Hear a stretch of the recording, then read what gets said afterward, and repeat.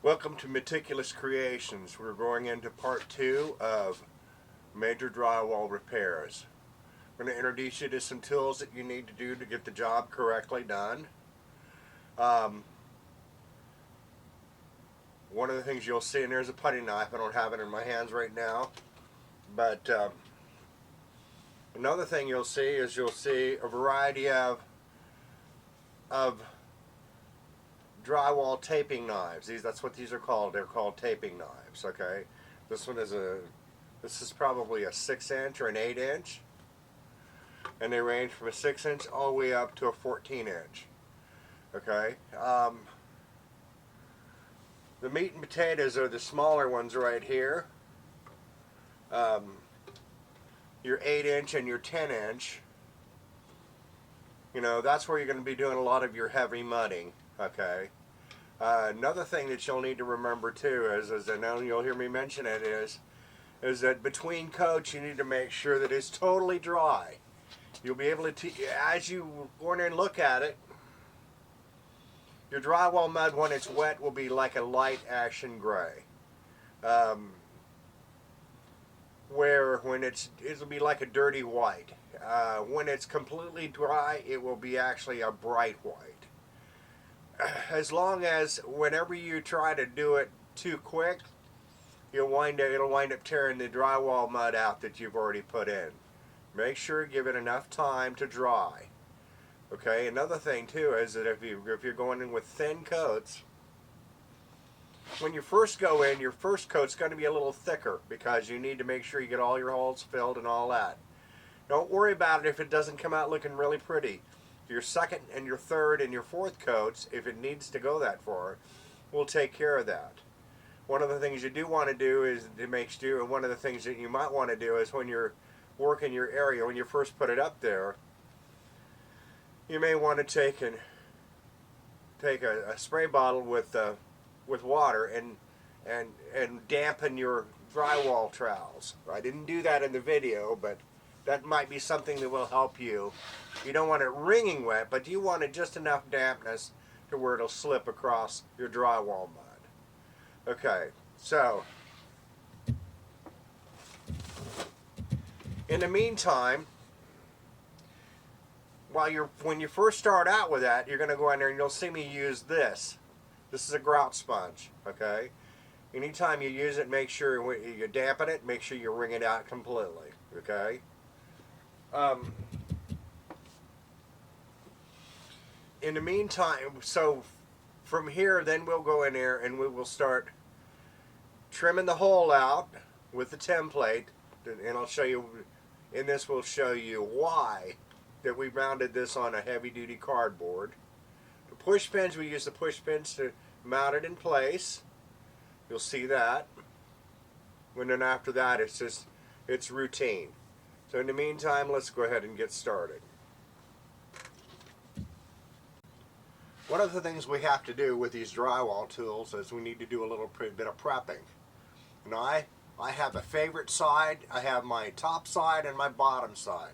In the case of these, the handles are attached with rivets. You can see them right there. That's our top side on this one, and you flip it around and you'll see the peen side on the other side. That's my bottom side. One of the things I also do is I do a slight bend to the trowel. It's hard to see it. You can see it there. I just take the ends and I just basically bend it down a little bit.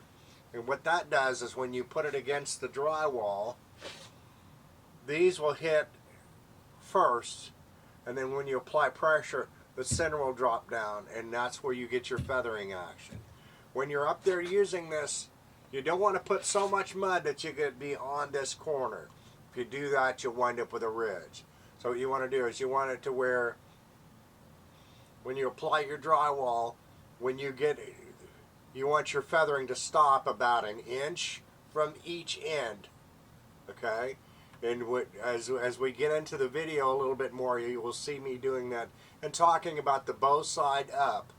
That bow side is the rivets. That handle, so in other words, you'll handle it like this. Rivets here.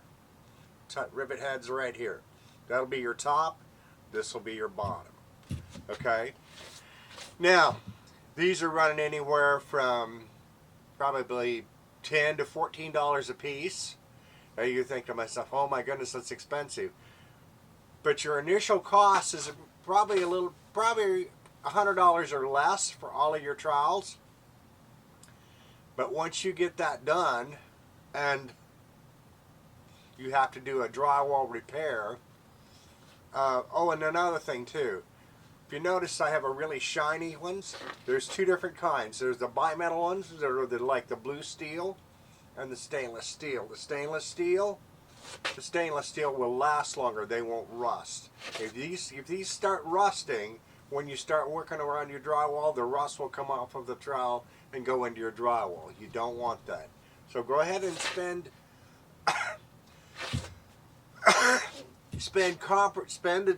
if you have to spend a little extra money, go ahead and get the stainless steel. Where I bought these, I found that these stainless steel ones were actually cheaper than the bimetal ones. Why, I don't know. But just make sure you insist on using the stainless steel ones, because this is an investment you will have for quite a while. Okay? We're now going to affix the template to the ceiling using push pins to hold it in place. What we're going to first do is we're going to go and line it up with the hole that's in there. Now this hole is pretty close to this original size that we're after. So we're going to get it in there really close.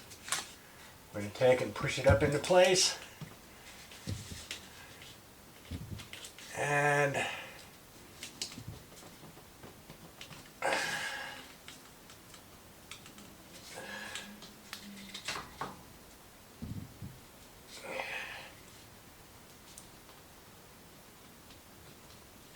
we'll go in there with that.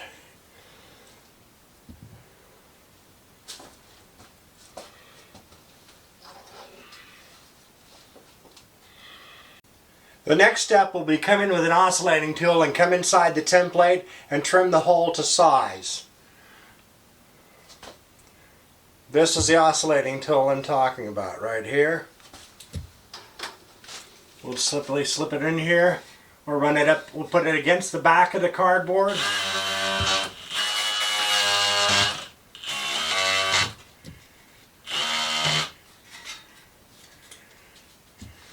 And you can see it.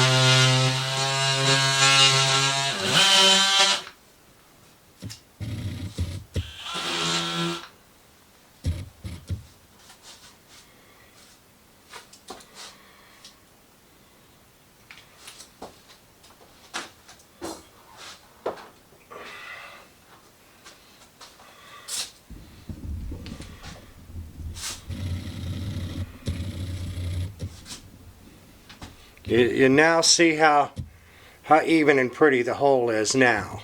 The template worked out very well. It should go in nicely.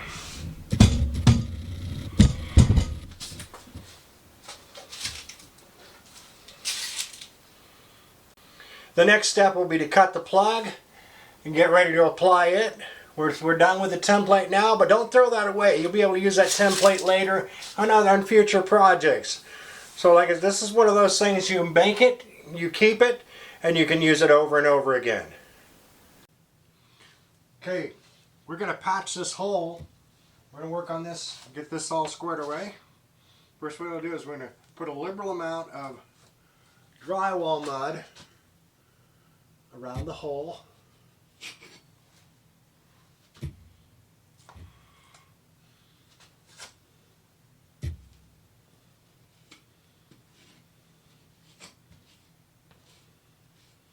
And we want to butter inside that hole a little bit.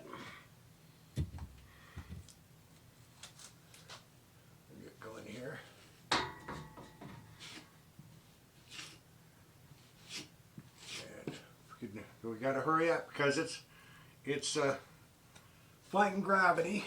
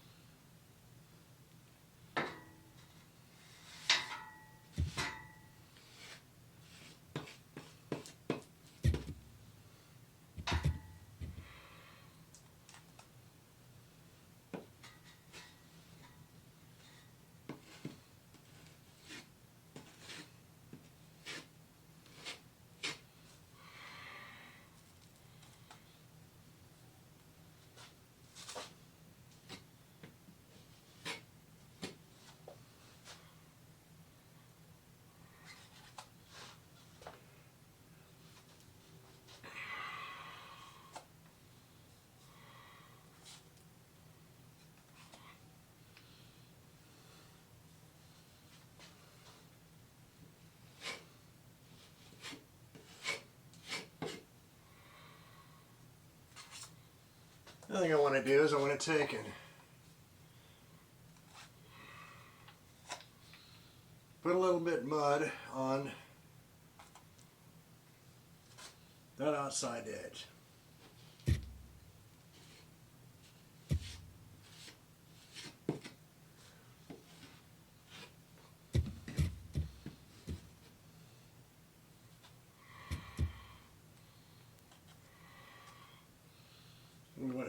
We want to make sure we have enough in there to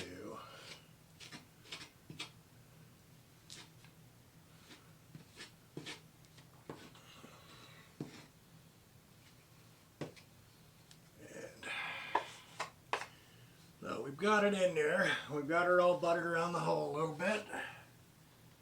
We'll make sure we get a little bit back in here. Okay.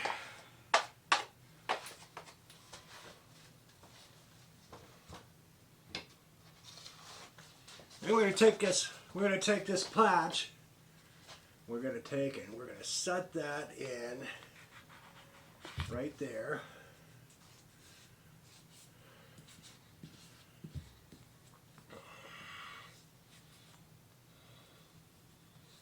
Okay. And that puts that in there nice and tight.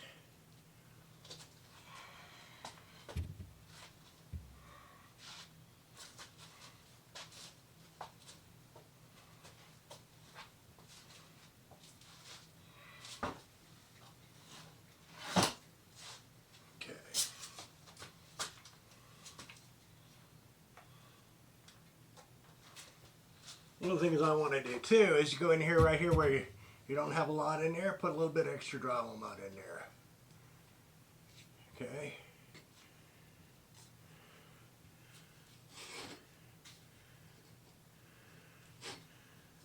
There we go. And a little bit more in there. It looks a little lumpy, but you're going to fix that here in a minute.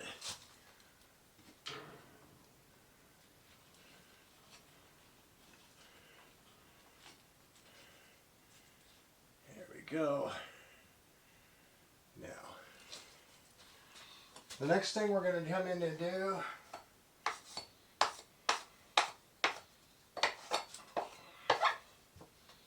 we're going to come in with this and we're just going to even that all out. We're going to even all of that out.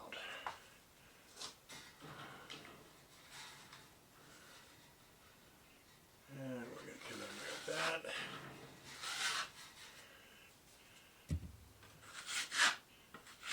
Now we have a little bit of a pucker right there.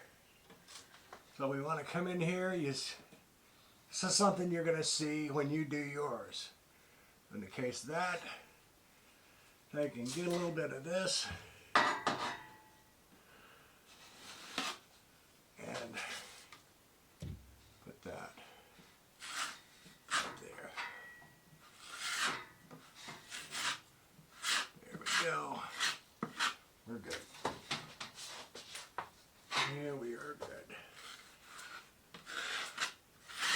Now, we have a little bit of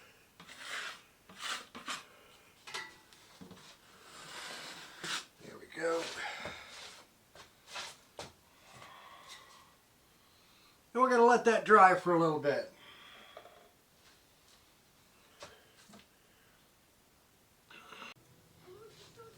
Okay, we've let it dry a little bit. I want to take and put a little bit more drywall mud in there and try and smooth it out. And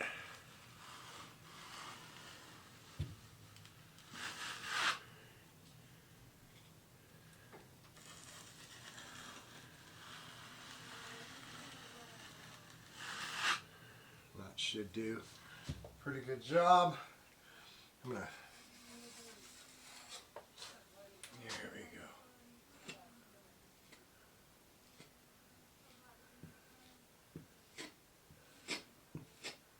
There we go.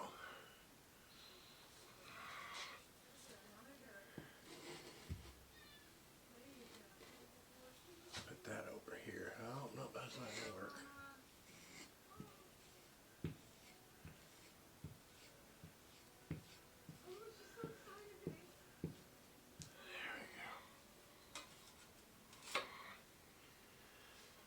Okay. I'll try and smooth that out a little bit more. Got a little bit of a tear right there, but I think we fixed that.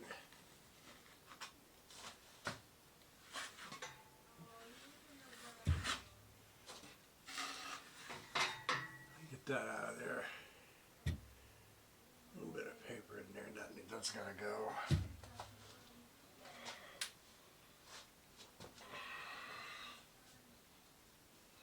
That, and we'll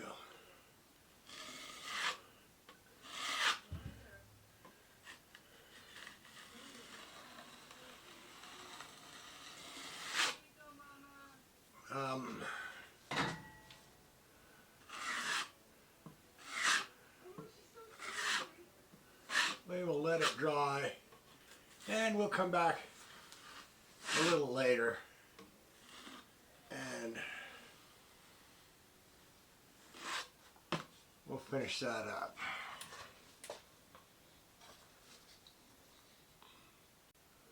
One of the things you'll notice is that when your first coats, it's a lot of times you'll have imperfections like in here, where it's not even, but with the drywall mud being a little wet, it won't stick to it.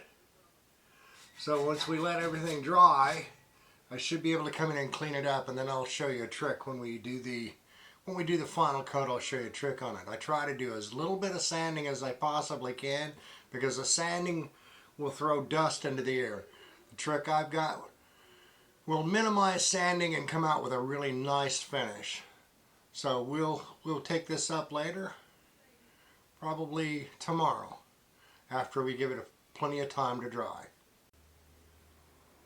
One of the things we notice is that there'll be a little bit of gray around the edges. Underneath is going to be wet. So you want to leave that alone until it dries white. It gets dry like this, it's ready for your next coat. So it might take a few days for it to dry. Be patient with it. When you get done with it, time will cost you less than the money to have somebody come in and do it. So it's just something to remember. We come back the next day and we're checking the area. We're finding that all the drywall mud has dried. As you notice, that all of that gray that we showed in the last shot is gone. Okay, we have a few areas here that we need to fill in. We're going to come in with a 12-inch. We're going to take and put some drywall mud and use a 12-inch to smooth it out. And then we're going to come in with a 14-inch and do a feathering over that. Let it dry, and then I'll show you our trick for getting it to blend. As you see right here, we have a little ridge right here. We have ridges around the edges. What our trick will do is it will get rid of those edges and cause it to blend completely back into the drywall. Okay, so in the meantime, let's get started. First thing we're going to do is we're going to put some more drywall mud on there.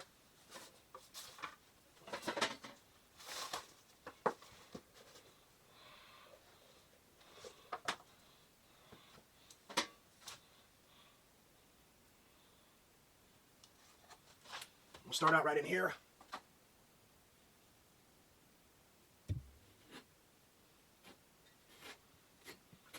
Put that in there, get that smoothed out.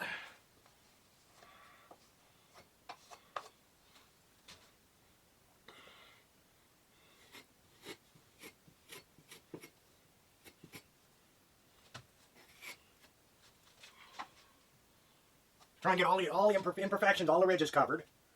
Okay.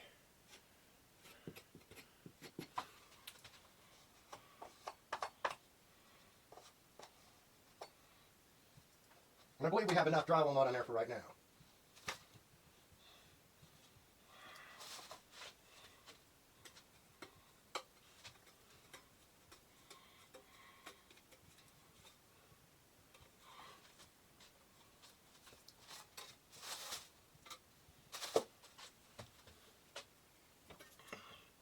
We just check to make sure our bow is on the bottom, our bow is over the top. We're going to come back in here with this, and we're just going to smooth that out.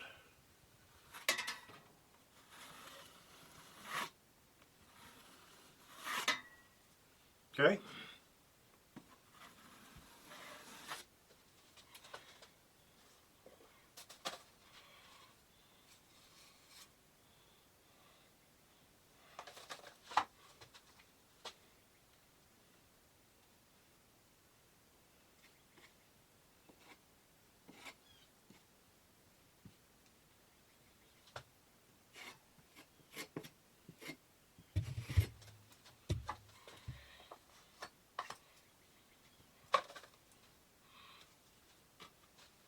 Make sure when you're looking at it, make sure you have your bow to the top. And come back in with this. And we're just going to take and we're just going to smooth that out. Okay?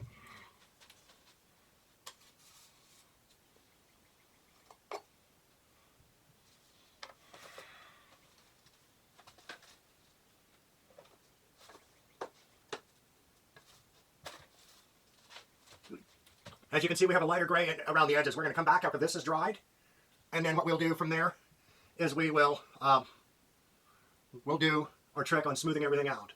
We've got a little bit of a ridge over here still, but let's let this dry and we'll come in and address that later. In the meantime, let's let it go ahead and set and dry. We'll get back with it a little bit later. Let's see if it'll smooth this off a little bit. And you notice it blends the edges really nicely. There we go. There we go. That works.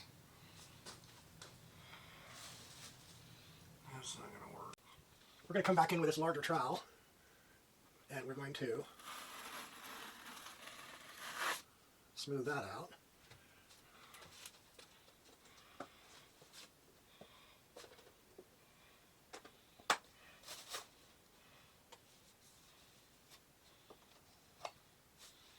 And we're going to come in with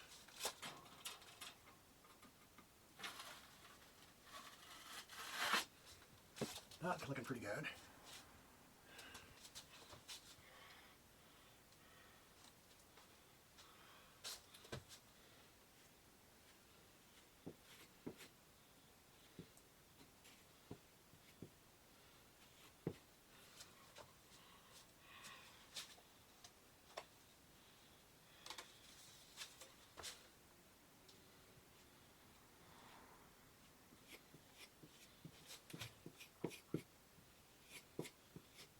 You don't want a lot in there on this final coat. One of the things we're trying to do with this is minimize sanding. The more you sand, the more you put on, the more you have to sand off.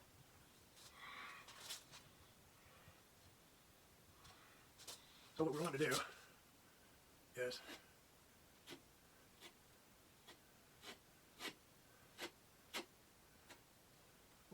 is we want to get this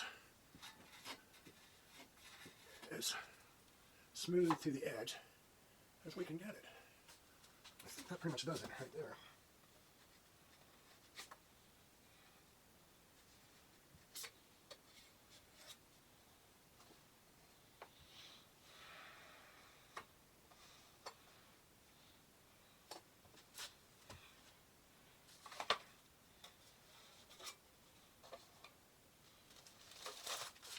And the next thing we're going to do is we're going to come in here. We're just going to do a gentle sweep. Bring this in here like this.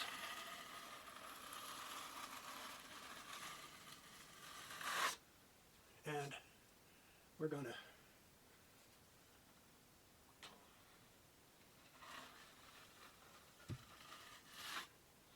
let it set.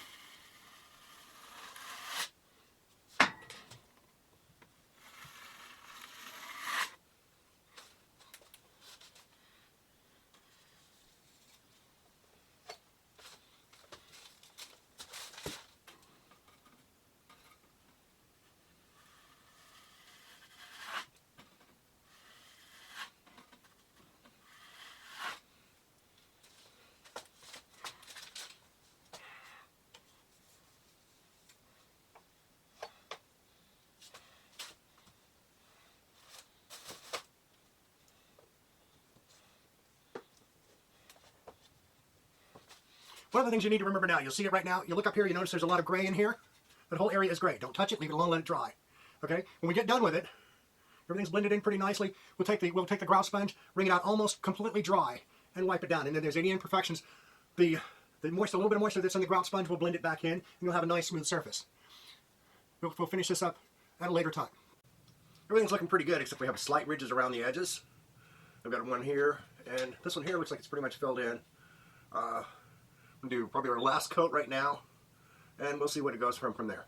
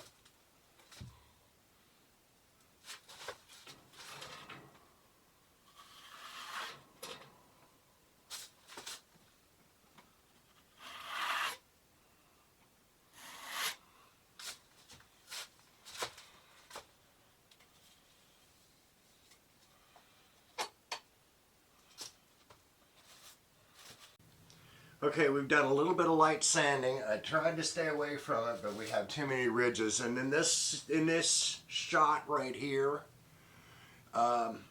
we've got this rail in the way, which keeps us from actually being able to work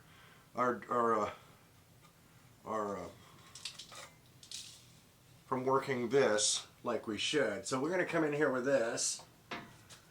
We're going to catch it right on the back side there. And we're just going to take and we're just going to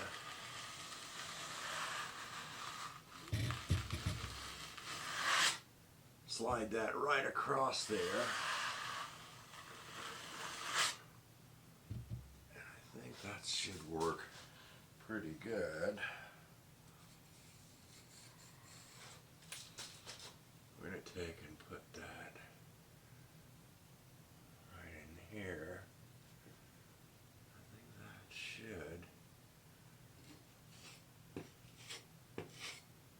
should do it pretty good.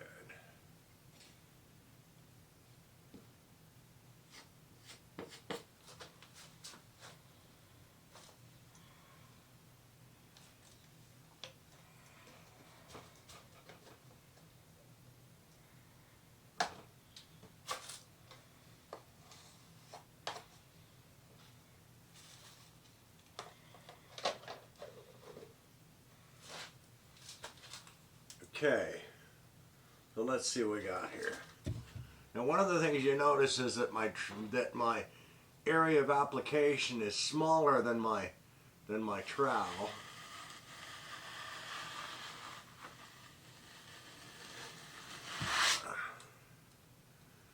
And you notice too that everything looks pretty good. Nice and smooth.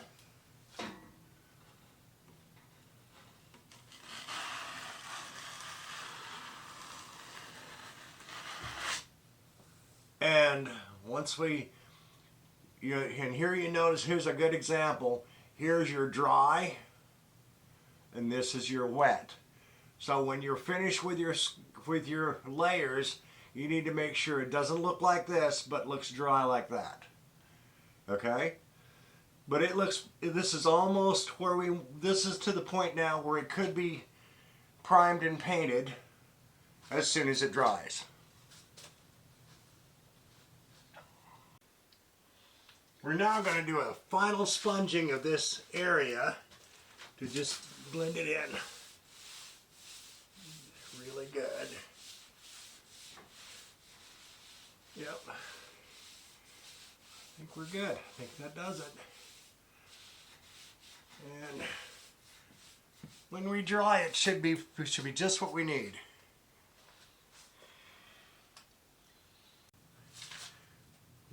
After this sponging of the ceiling down, you'll notice it's a little damp, but right after it dries, it can be primed and painted with a PVA or a drywall sealer, and painted. It will blend into the rest of the ceiling.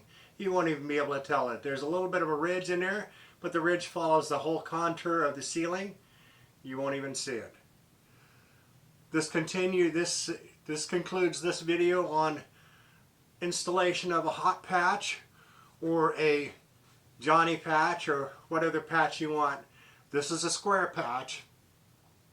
You'll also find that when you're done with it, it'll last a long time and it won't go anywhere. With the patching of this hole, we need to remember that it's not a major operation. Most of the layers can be put on in 5 minutes or less, and then you allow them to dry so you can come to the next step. You can either do it early in the morning before the kids are up, or after the kids are asleep at night. You can do it before you go to bed, and by the time you come around to the next day, it's ready for your next step. And you can go as little or as much as you want until you get that patch exactly the way you want it. In this episode of Meticulous Creations, we covered installing the patch, buttering the hole, installing the patch, smoothing it out, filling in all the imperfections. Remember, we have to take our time with this. The main thing we have to remember is patience. Okay? And then the final blending where everything evens out to where when you prime and paint it, it doesn't stand out as, oh, I've been patched here. The main thing that we want to do with this is just to make sure that when you get done with it, it's something you're proud of. I mean, you've put your work into it. In the meantime, you've saved a little bit of money. But you put your work into it, something you should be proud of. And something that if you have kids, they would be proud of it too. In the future, we will be covering, probably our next episode will be on tools, the precision tools like for cabinetry and stuff like that. In the meanwhile, thank you for watching this show, and then remember, if you're not subscribed, please hit the subscribe bell and hit the like button, because with that, it'll enable more people to see the video. And if you have any friends that are in there and they're running into problems like that, make sure that they subscribe to us as well. Remember, right now we're small, but as we grow, we'll be able to give you more and more information as time progresses. And by all means, thank you for watching this episode of Meticulous Creations.